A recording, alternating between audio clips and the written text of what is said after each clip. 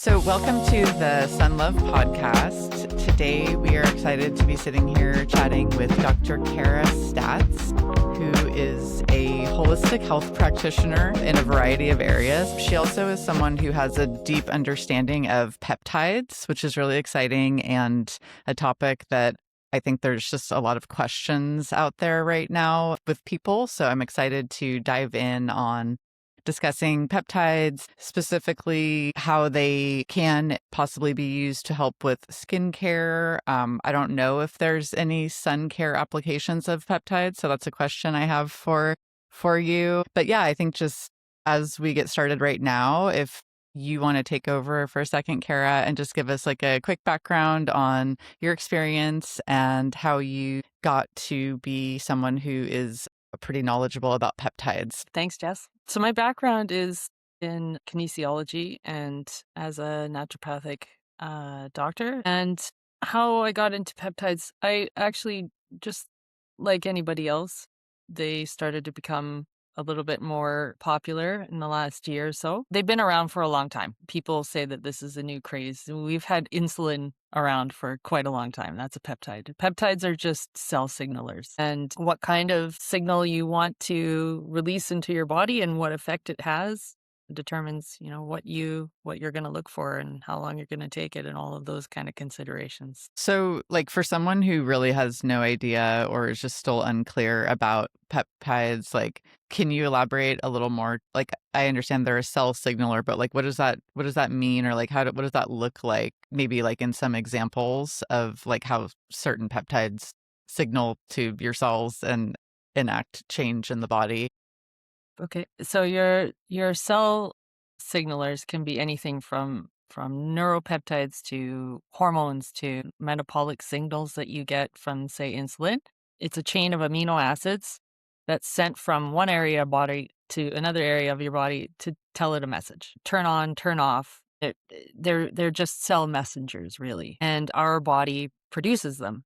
So that's what I think is we live in a very interesting time that we're creating these other signals for our body we can now take that our body's already producing, just probably not in enough amounts, that we can now have a cause and effect, because as we age, we produce less and less of those cell signals. And that's eventually why our bodies start breaking down, because either the signal's not strong anymore or we're just not getting enough. So it's a real game changer for anybody over 35 to really improve your body at a cellular level.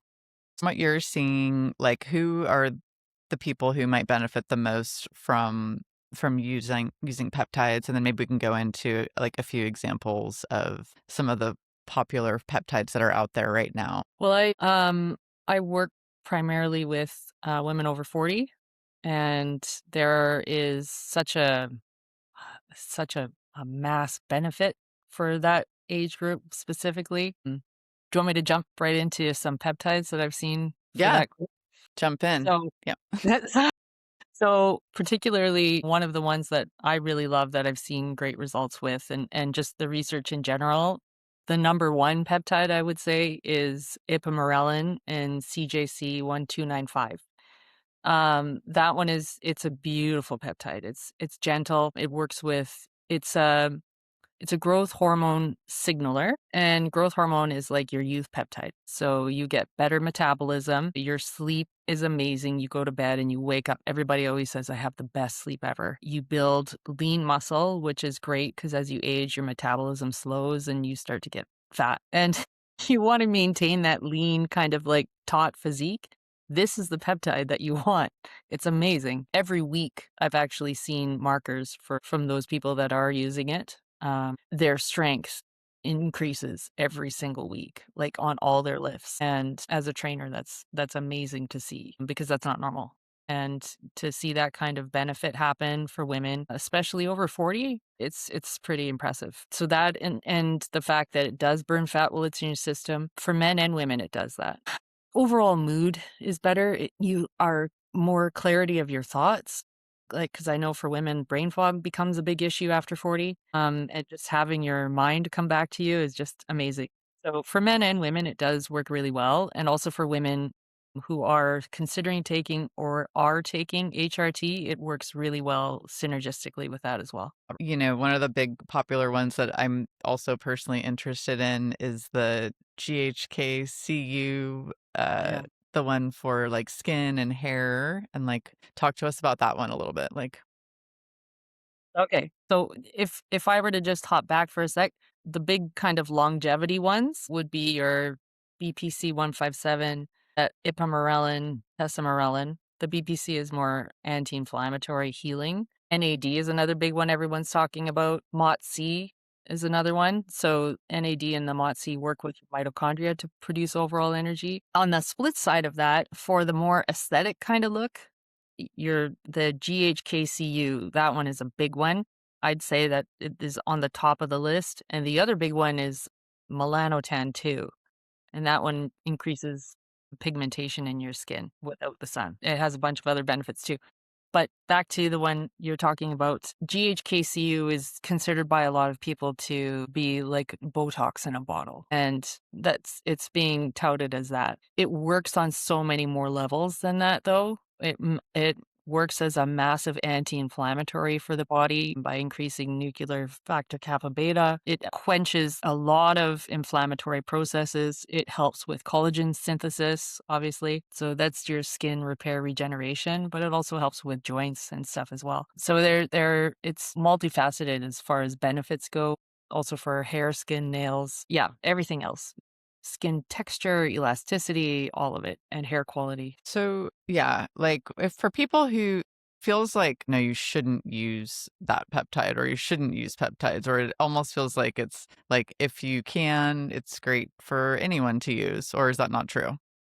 So that's a great question. And it depends on which one you're taking because some of them you can take for longer term. Like the retatrutide is the really big one right now for weight loss. It's replacing Ozempic. It's far more beneficial, effective than Ozempic. It's the one that doesn't make you feel sick, right? Or does it? Well, it can if you take too much.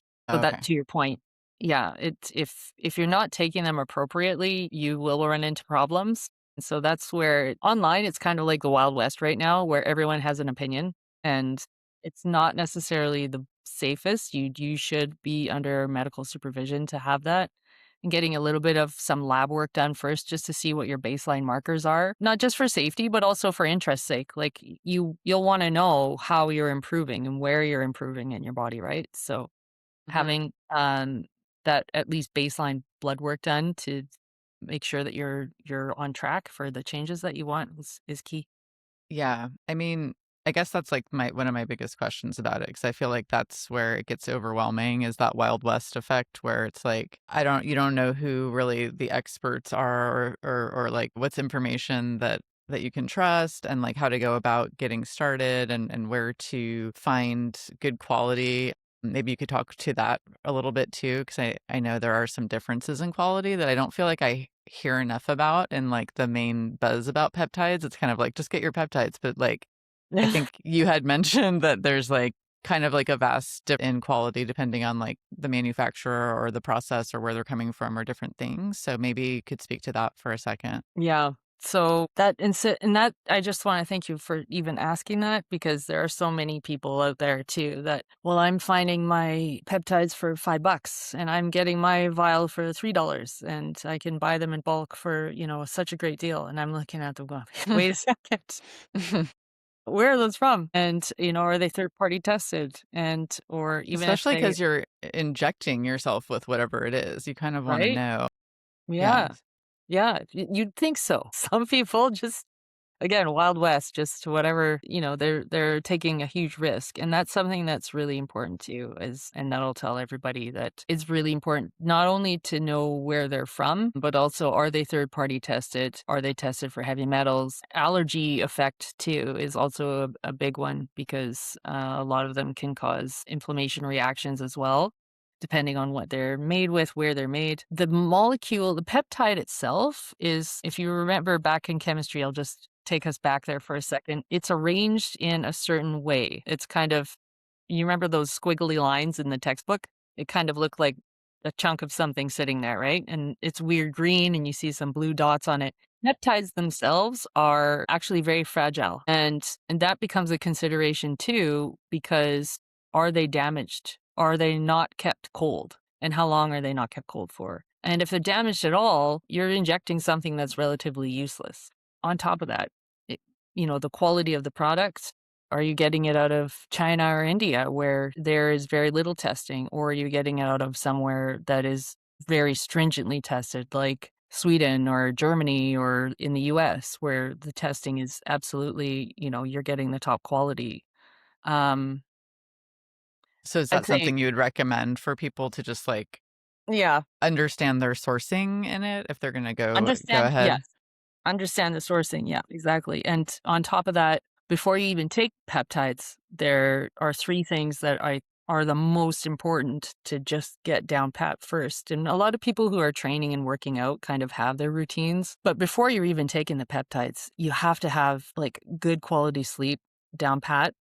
You have to have your nutrition, like make sure that you don't have any massive gut issues going on, because that will also throw off the quality of your peptides of what they actually do. And the third one is if you're working out 3 times a week and your sleep is all right and your nutrition is good, that's as long as those are on track, you know that you're going to get the best potential effect from whatever you're taking. Yeah, I'm glad you brought that up because I feel like that's how kind of see it and understand it. It feels like it's not something obviously where you do it and it sort of like locks it in. Like it almost like reinforces the good behavior that you've already been sleeping well, eating well, exercising, and then you get to like lock it in with a peptide, but it's not going to like enact all the change you're hoping for on its own. And I think there might be like a little bit of a belief that they can do that out there, and people are like so hopeful to take the easy road and like kind of that Ozempic effect where you're like, no, you see a lot of change quickly, but it's not necessarily Yeah, what you want to do to your body. true. No, But it's what true. about like GLPs, right? Like, are those peptides? And Yeah. to your point of like people just saying, I can just take a pill and my weight goes away. And I imagine those people have gut issues or they're not necessarily on the healthiest lifestyle. And so that side is very fascinating to me, and like the bioengineering, how we can just like create these signals and change how our body's functioning mechanically, even without doing the hard work. I'm sure it's still the case that obviously if you're working out, sleeping well, having good nutrition while you're on GLP-1, you'll see the best effects. But the fact that you can take away hunger cues or cues for alcohol with this program is like fascinating to me. Yeah. But I Yeah. guess going back, so are those peptides or Yeah. not? They are. They Okay. are. So the issue there with GLP-1s is that they're a single agonist. So something like tirzepatide or semaglutide, Ozempic, those work on one.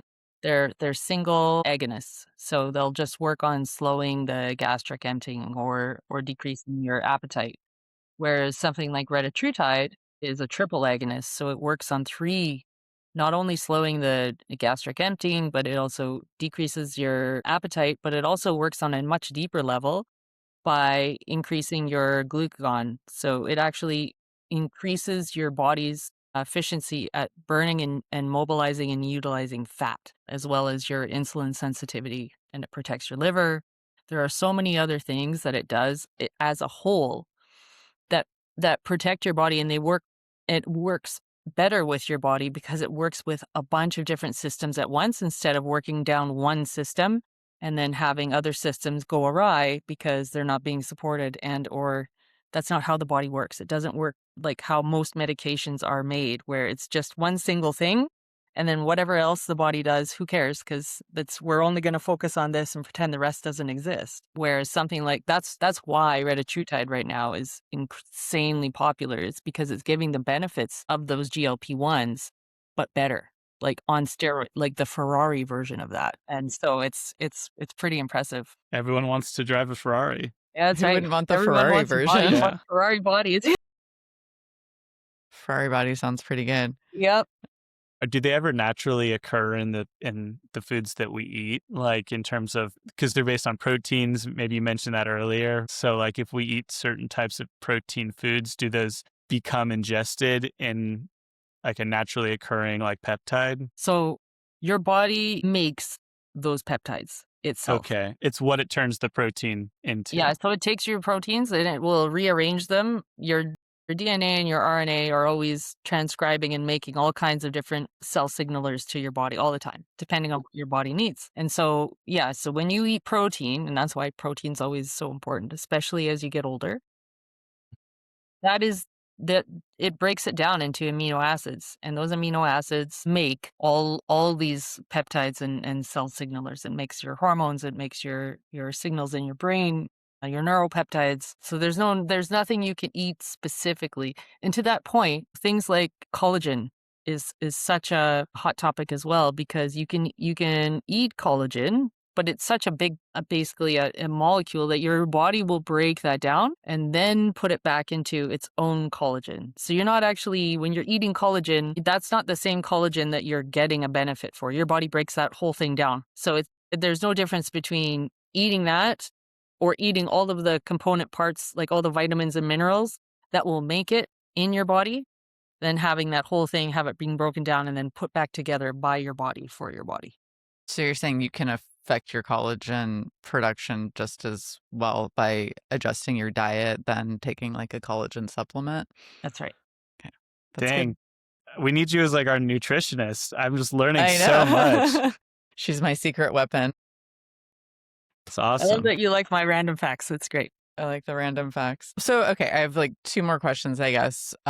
Just for anyone, just quick recommendation for anyone who wants to try out peptides. What would be your recommendation for them? Like how to get started, what to look for, again, just like those really basic things that get you over the hurdle of like Wild West into reality. That's a good question. I would consider what they're looking for first. So it really comes down to, what do you want? Longevity is such a huge industry right now, and it's going to only get bigger. I would say that I'll name a couple peptides that I think that are kind of the top most popular ones, and for a good reason. BPC 157 is a great peptide, often used in tissue repair, gut health. Your body will put it pretty much anywhere it needs it. It's a massive anti-inflammatory, helps you recover from pretty much everything, from physical stress to post-surgeries. And any inflammatory condition you have in your body, it quelches that.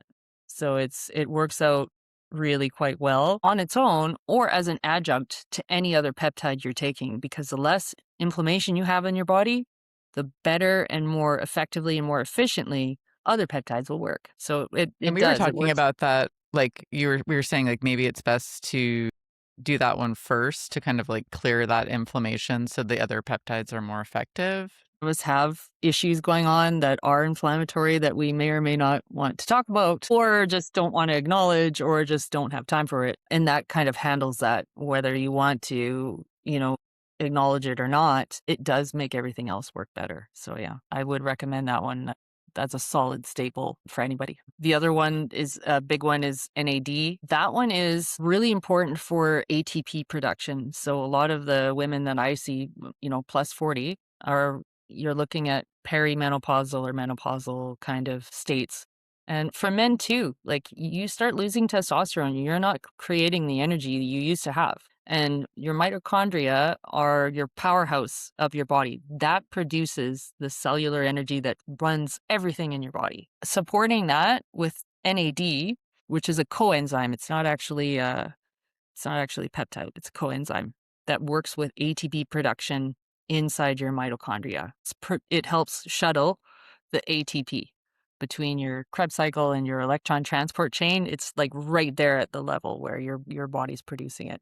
And it works really well with MOTC, which is actually another mitochondrial enzyme, but that one is actually the peptide that signals your mitochondria to produce more energy. So it works more with the structure of the mitochondria, whereas the NAD is working right there at the signaling, getting it out. CJC 1295 and the ipamorelin is probably one of the top ones. I'd say that is like the best, because that's the one that is doing everything. The growth hormone, that's the youth peptide. I see that a lot for training for men and women. They lean out so fast and they just feel strong, like within weeks. Like this is not a long time where you're going to see the benefits. This is not like retatrutide where, you're on it for months and then you'll start to see the change. You feel the change right away.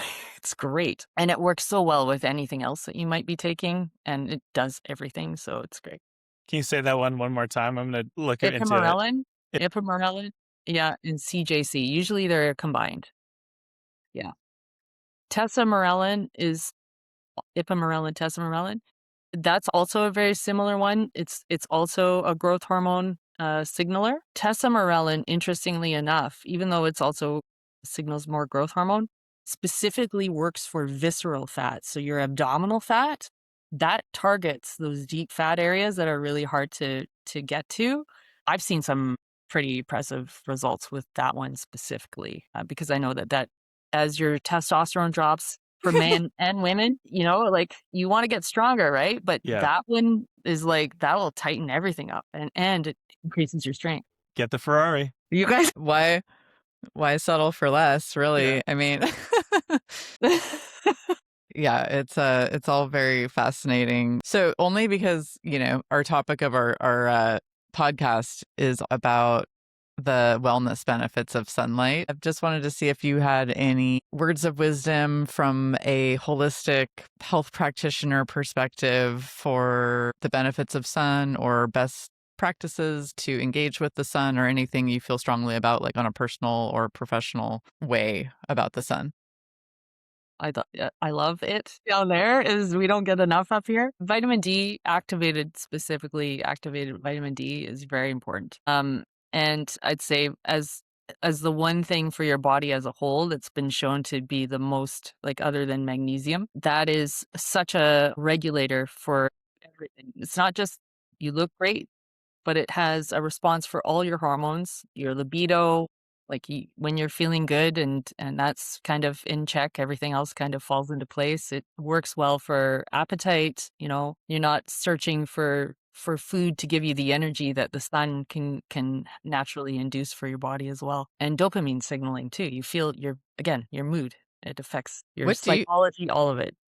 What do you recommend for people who live? So our last interview we just did was with Nadine Artemis from Living Libations. I know you use those products too. Yeah. And it's kind of the same thing. She loves the sun, but she's up near you, near Toronto, I think. Is she Ontario as well? Okay. Ontario, yeah. And so how do you recommend people who don't, have the sun all the time? What should they be doing besides taking our supplement and things like that? Getting out and just getting sunlight into the eyes first thing in the morning is the best. It helps regulate. Even when it's not super sunny out, it's okay. Even just when still it's get not, out there.